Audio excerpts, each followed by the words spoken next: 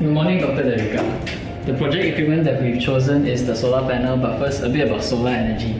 Solar energy is the most abundant renewable resource available because it's from the sun, and the energy can be converted to thermal energy or electrical energy using various types of solar technologies. People have been using solar energy since the 7th century, like using a magnifying glass to create fire or sunrooms for warmth. A French physicist named Edmond Becquerel discovered the photovoltaic effect when he was testing a cell of metal electrodes in a conducting solution, and he discovered that this cell produced more electricity in the presence of light. In 1873, an English electrical engineer discovered that selenium behaved like a photoconductor. Charles Fritz was an American inventor. In 1883, he put together Becquerel's photovoltaic effect and the selenium and created the first ever working selenium solar cell. The more commonly known silicon solar cells were created 71 years later due to its increased efficiency and the availability of silicon. The typical energy output of a solar cell is from 250 to 400 watts, with the 250 watts ones going out of popularity because of the more efficient 350 watts and 400 watts ones because they produce more power in the same amount of space. A solar panel produces around 1.5 kilowatt hours per day, which is not enough to power a whole house, so a solar photovoltaic energy system is required. Other than the more commonly known domestic use of solar cells are also used in the industrial and the commercial sectors. There are solar power plants that have fields of solar panels that generate electricity and supply them to the surrounding buildings or even a whole city. And this is good because the industrial sector consumes a large amount of energy, so it's an eco-friendly alternative. Solar panels are also used in the International Space Station. As you can see in the picture, there are 8 arrays on either side of the ISS, and these arrays contain 262,400 solar cells between them. Gimbals are used to rotate the arrays to ensure that they are facing the sun at all times, and when the solar arrays are in contact with sunlight, 60% of the power generated is used to charge the batteries of the ISS, because when solar arrays are in the shadow of the Earth or the ISS itself, the batteries are the ones that power the station. Hi everyone, my name is Jonathan Lee, and I am here to present about how thermodynamics can be applied in a solar panel. Before we do that, we need to first understand how does a solar panel work. So right here on my slides, I have this diagram on how a typical solar panel looks like. As you can see, a solar panel consists of solar cells, which are here indicated by these blue boxes. And each solar cell, in turn, comprises of a silicon layer and 2 layers that can individually hold positive and negative charges, as seen here. How does it work?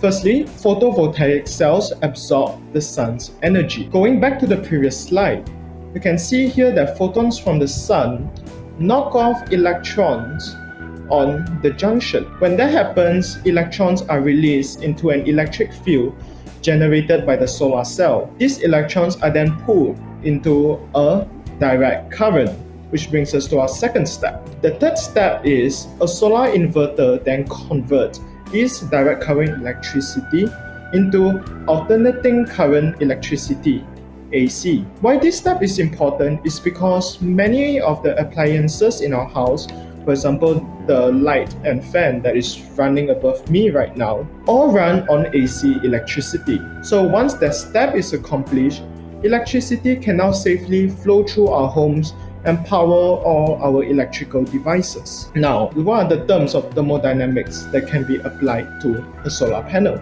Firstly is the macroscopic forms of energy. It refers to the energy that a system possesses as a whole with respect to some outside reference frame. So in this case, solar radiation in the form of heat is used to excite electrons in the solar panel, generating kinetic energy. When these electrons begin to flow, it then produces electrical energy, which is summarized here in this energy flow. What other terms are there? Secondly, a solar panel is a closed system. It means that only energy is transferred and there is no transfer of mass within the system and outside of it. So which is true for a solar panel. The boundary of a system in this case is confined to the solar panel and the electrical circuits connected to it. Lastly is efficiency, which my teammates will talk more in depth about it later. But in essence, efficiency refers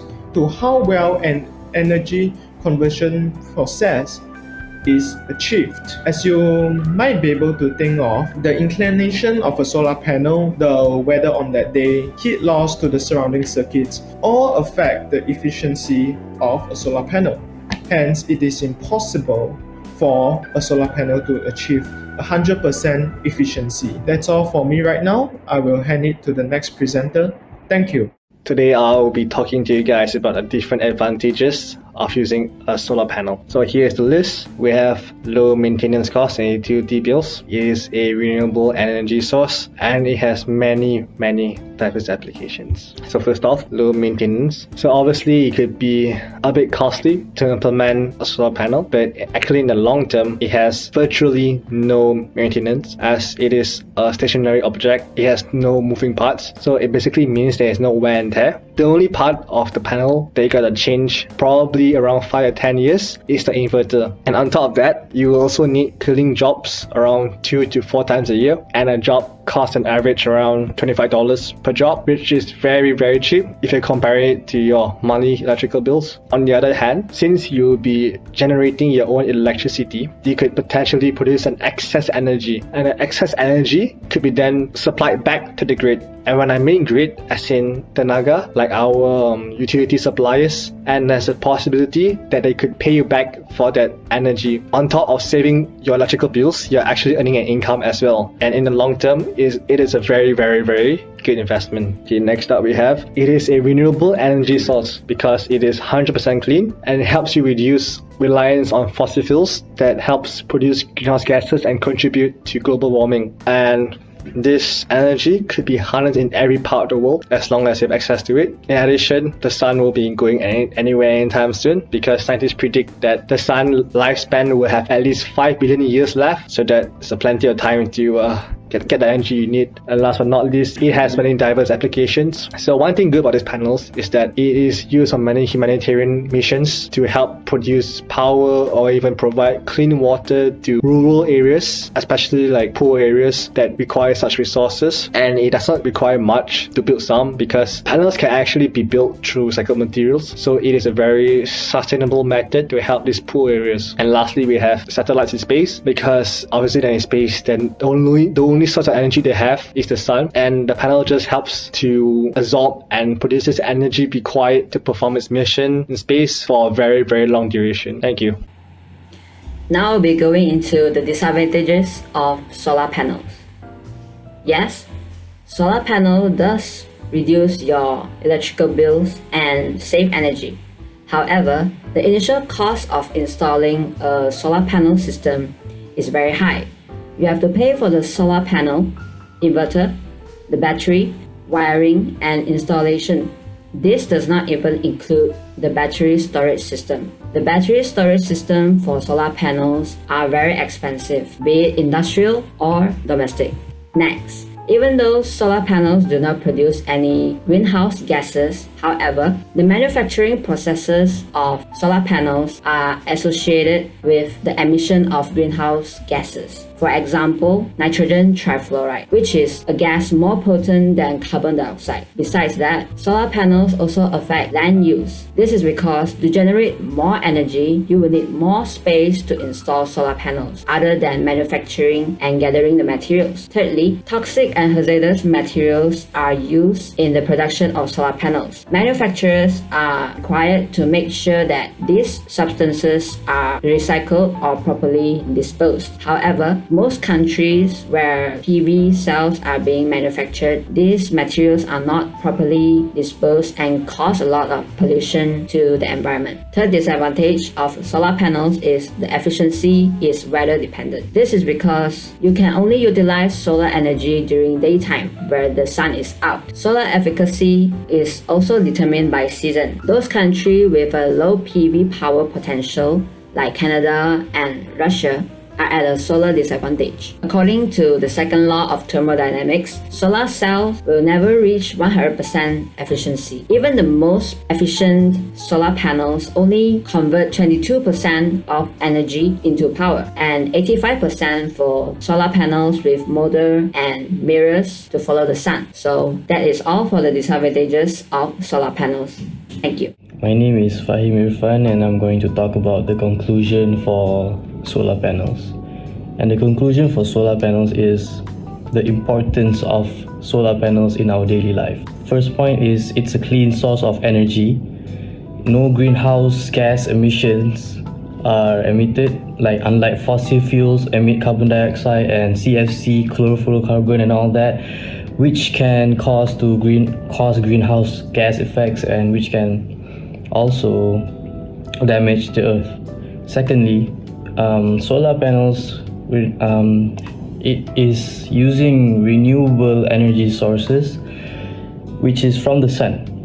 The sun provides more than enough energy to meet the whole world's energy for the solar panels to be used. And solar panels has immense source of directly reusable energy, unlike any other types of energies. The third point is the different usage of solar energy.